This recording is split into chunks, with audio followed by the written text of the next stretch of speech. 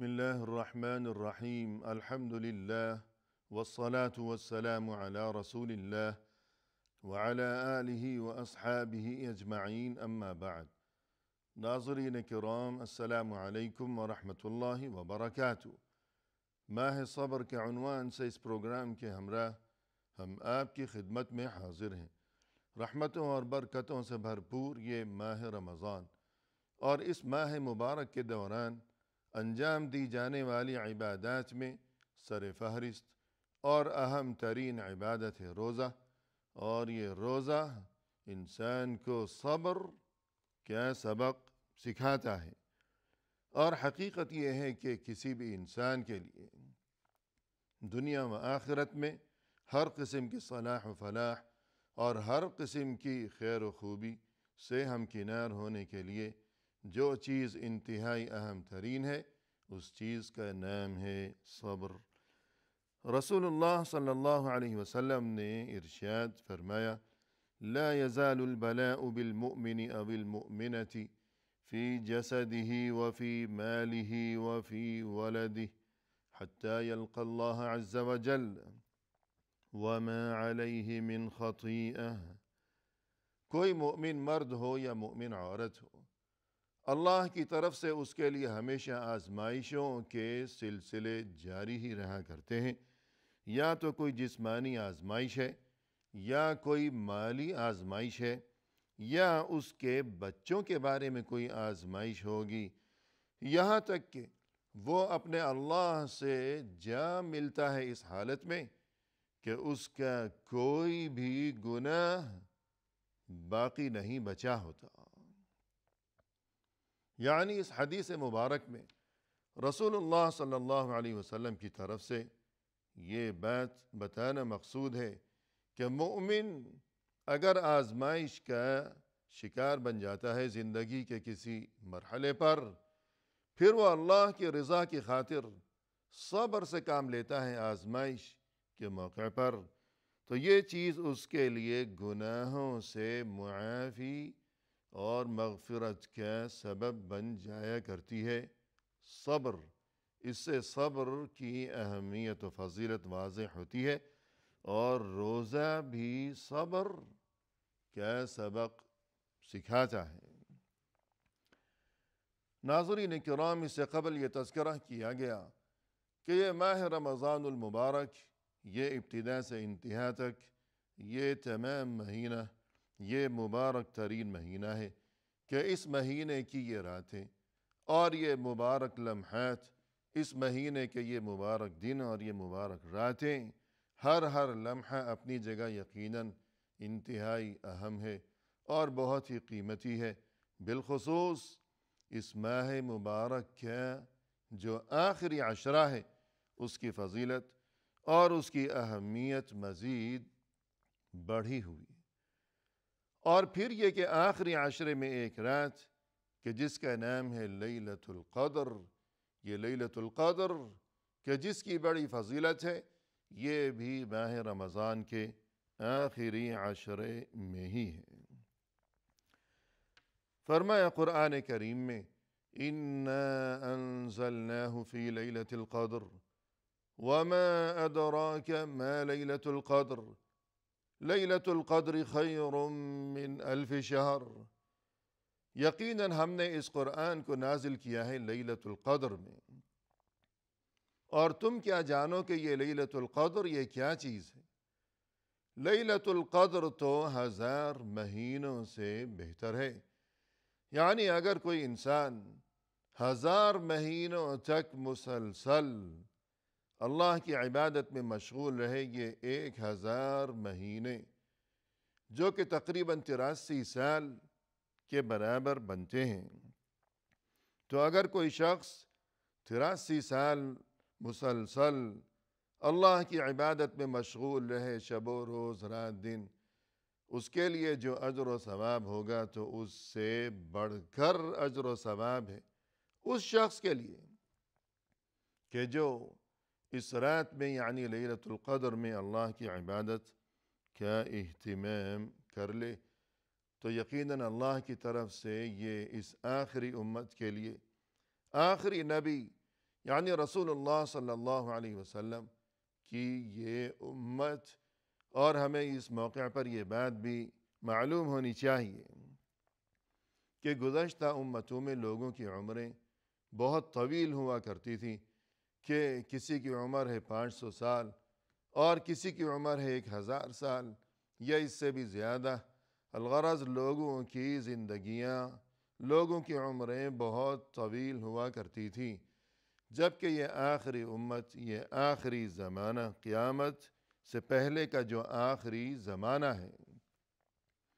تو اب صورتحال یہ ہے، اللہ کا قانون یہ ہے کہ آخری زمانے میں لوگوں کی زندگیاں بھی مختصر ہوں گی۔ تو گزشتہ امتوں میں لوگوں کی عمریں چونکہ زیادہ ہوا کرتی تھیں، طویل ہوا کرتی تھیں، تو جو اللہ کے نیک بندے ہوا کرتے تھے وہ اس طویل عمر میں طویل زمانوں تک وہ اللہ کی عبادت کیا کرتے تھے، اور یوں بہت زیادہ اجر و ثواب اپنے دامن میں سمیٹا کرتے تھے۔ تو آخری امت ہے ہم لوگ، ہماری عمریں تو کم ہیں، تو اللہ کی طرف سے ہمارے لیے یوں فضل و کرم کا اہتمام فرمایا گیا کہ عمر تو ہماری کم ہے، لیکن ہمیں شب قدر کی نعمت سے نواز دیا گیا کہ ہر سال ماہ رمضان میں اگر کوئی اس رات میں یعنی لیلۃ القدر میں اللہ کی عبادت کا اہتمام کر لے گا تو اس کے لیے اس قدر زیادہ اجر و ثواب ہے۔ رسول اللہ صلی اللہ علیہ وسلم نے فرمایا، من قام لیلۃ القدر ایمانا واحتسابا غفر له ما تقدم من ذنبه، جس کسی نے لیلۃ القدر کے موقع پر قیام کیا ایمان کی حالت میں اور اللہ سے اجر و ثواب کی امید رکھتے ہوئے، تو اس کے گزشتہ گناہ معاف کر دیے گئے۔ لیلۃ القدر میں جس نے قیام کیا یعنی نوافل کا اہتمام کیا۔ اور فرمایا رسول اللہ صلی اللہ علیہ وسلم نے، للہ فیہ لیلۃ خیر من الف شہر من حرم خیرها فقد حرم، اس مبارک مہینے میں یعنی ماہ رمضان میں اللہ کی طرف سے ایک ایسی مبارک رات ہے کہ جو 1000 مہینوں سے بہتر ہے، اور جو کوئی اس رات میں خیر و خوبی کے حصول سے محروم رہ گیا تو در حقیقت اصل حقیقی محروم تو یہی انسان ہے کہ جو اس رات محروم رہ گیا عبادت سے، تو حقیقی اور اصلی محروم یہی انسان ہے۔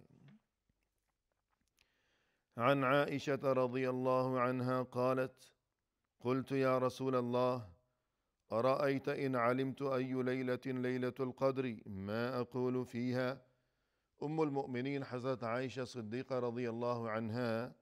فرماتی ہیں کہ میں نے ایک بار عرض کیا کہ اے اللہ کے رسول، اگر مجھے یہ اندازہ ہو جائے کہ آج کی رات لیلۃ القدر ہے تو میں اس رات یعنی لیلۃ القدر میں کیا کہوں، یعنی کس طرح دعا کیا کروں۔ قال، جواب میں آپ صلی اللہ علیہ وسلم نے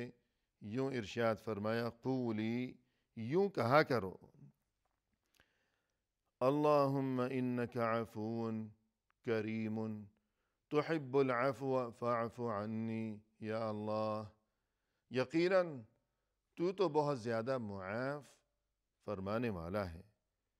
تو بڑا ہی مہربان ہے، اور تو معاف کر دینے کو پسند بھی فرماتا ہے، لہذا یا اللہ تو مجھے معاف فرما دے۔ یہ دعا لوگ تلاش میں رہتے ہیں کہ فلاں دعا مل جائے، فلاں دعا مل جائے،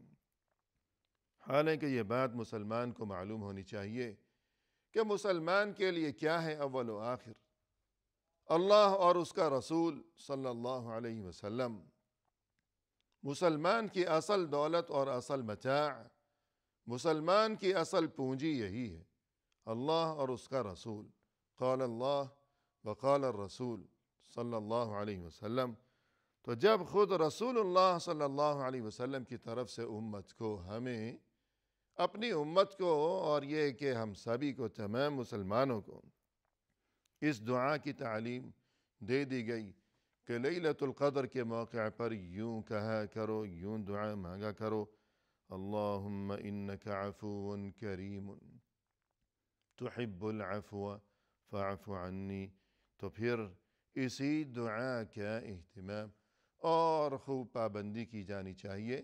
لیلۃ القدر کے موقع پر۔ سبھی کو چاہیے کہ اس دعا کو خوب یاد کر لیں اور اس کی پابندی کریں۔ اور اس کے علاوہ یہ کہ ناظرین کرام، یہ ماہ رمضان اور تیزی کے ساتھ گزرتے ہوئے اس کے یہ آخری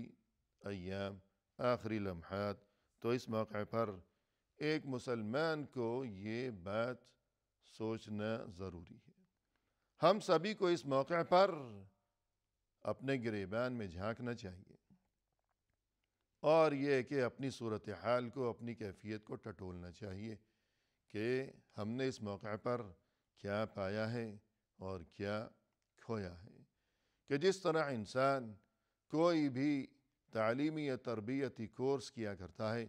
تو اسے اس بات کی فکر لاحق ہوا کرتی ہے کہ میں کامیابی سے ہمکنار ہو رہا ہوں یا یہ کہ ناکامی سے دوچار ہو رہا ہوں، اور یہ کہ میری محنت یہ کسی کام آ رہی ہے یا یہ کہ تمام تر محنت رائے گاں اور بیکار چلی جا رہی ہے۔ تو یہ ماہ رمضان اور یہ روزہ، اس میں ہمارے لیے تربیت ہے، اس میں ہمارے لیے تعلیم ہے۔ تو کیا وہ سبق ہم سیکھ چکے کہ جس سبق کی خاطر اللہ کی طرف سے یہ ماہ رمضان ہمیں عطا کیا گیا اور اللہ کی طرف سے ہمیں روزہ رکھنے کا حکم دیا گیا، تو ہمیں سوچنا چاہیے کہ وہ کیا سبق ہے، اور یہ کہ ہم نے وہ تمام سبق سیکھ لیے یا یہ کہ معاملہ کچھ اور ہے۔ تو سب سے پہلا سبق جو کہ رمضان ہمیں سکھاتا ہے، اور یہ کہ ہم نے وہ سیکھا یا نہیں سیکھا جب کہ رمضان گزرا چلا جا رہا ہے، سب سے پہلا سبق یہ ہے کہ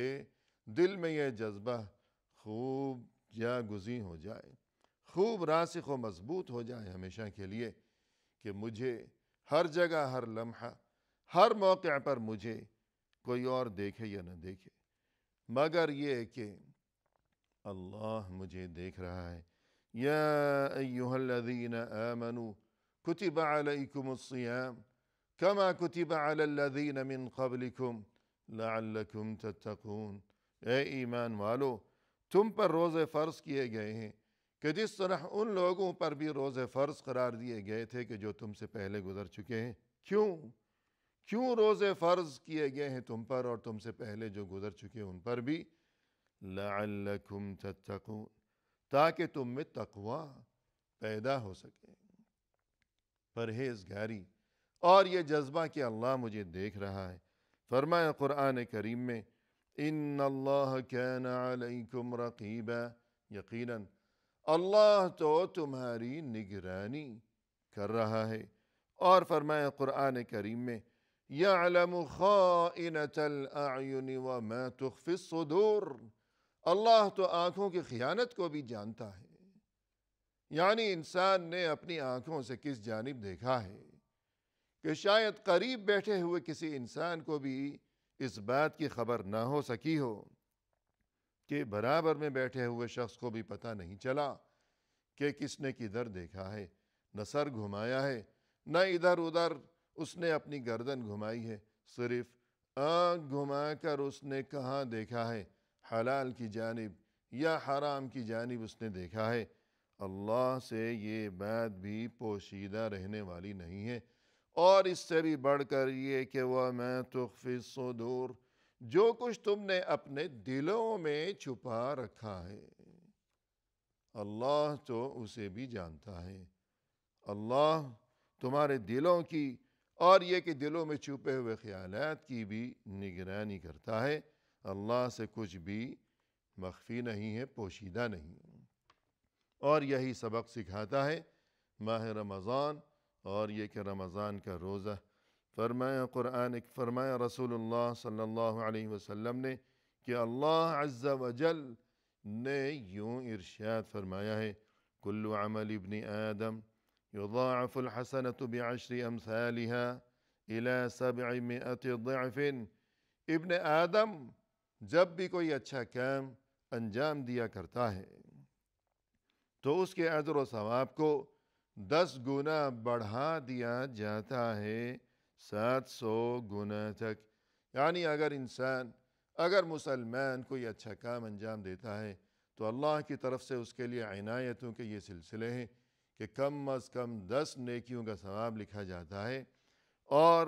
اللہ جس کے لیے چاہے ثواب کو بڑھاتا چلا جاتا ہے یہاں تک کہ 700 گنا، اور اس سے بھی بڑھ کر اللہ جسے چاہے گا ثواب عطا فرمائے گا، کہ جیسی ایمانی کیفیت ہوگی ویسا ہی اس کے لیے بڑھا چڑھا کر اجر و ثواب اسے عطا کیا جائے گا۔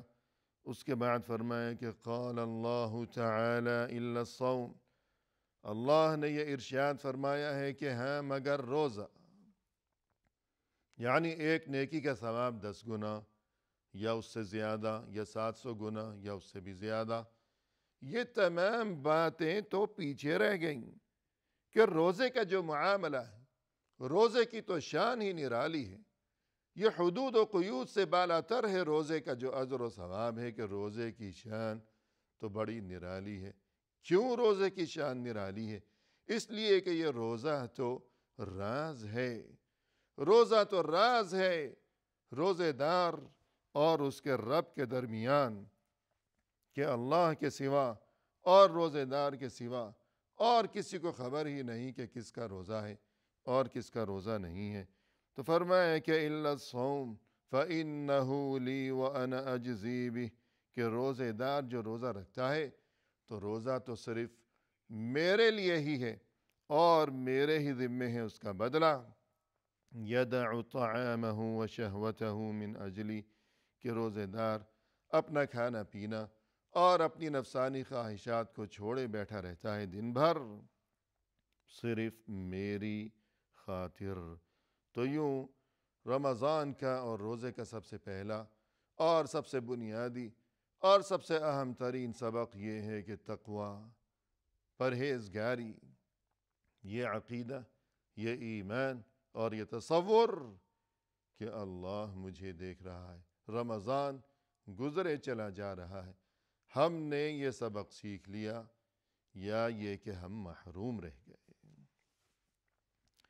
اسی کے ساتھ ناظرین کرام فی امان اللہ، وآخر دعوانا ان الحمد للہ رب العالمین۔